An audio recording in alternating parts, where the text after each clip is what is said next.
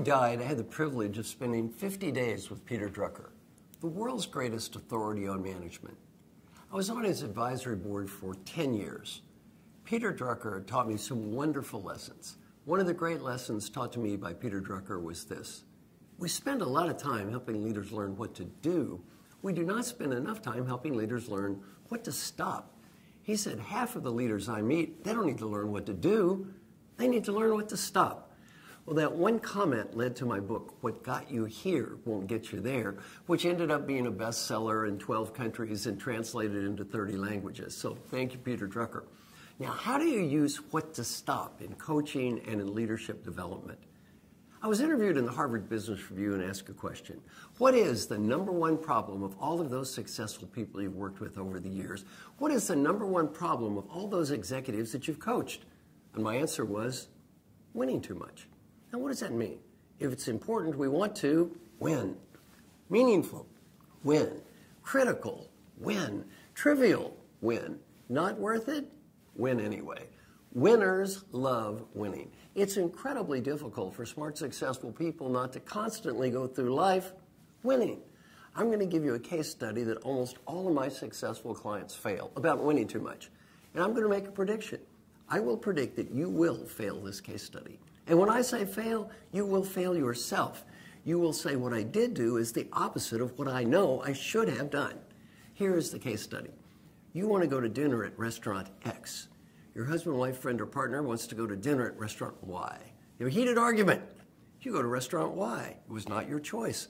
The food tastes awful. The service is terrible. Option A, critique the food. Point out our partner was wrong. This mistake could have been avoided had only he listened to me, me, me. Option B, shut up. Eat the stupid food, try to enjoy it, and have a nice evening.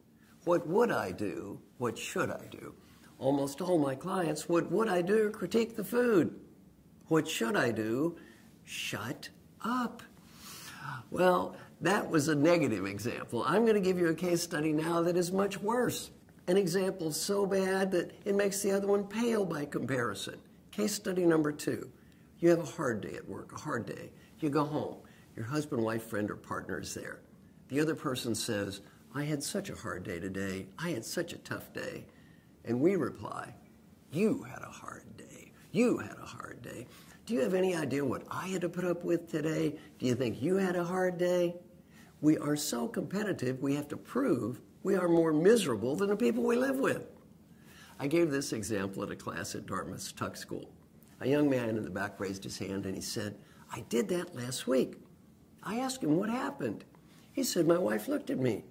She said, honey, you just think you've had a hard day. It's not over. Well, the next time you start trying to win, take a deep breath and ask yourself a hard question. Exactly what am I winning? Now, I love getting emails. My email address is Marshall, M-A-R-S-H-A-L-L, at marshallgoldsmith.com. I love getting emails. And I recently got an email from a gentleman about this. He sent me an email and he said, I know you don't remember me, but I was in your class 5 years ago. I just wanted to send you an email and say thank you.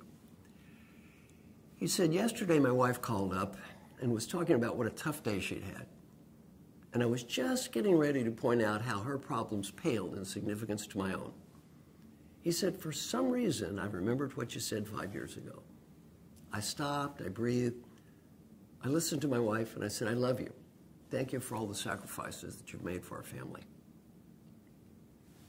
He said, I spent $25, I went home, I bought some flowers, and I said, I love you to my wife and gave her the flowers.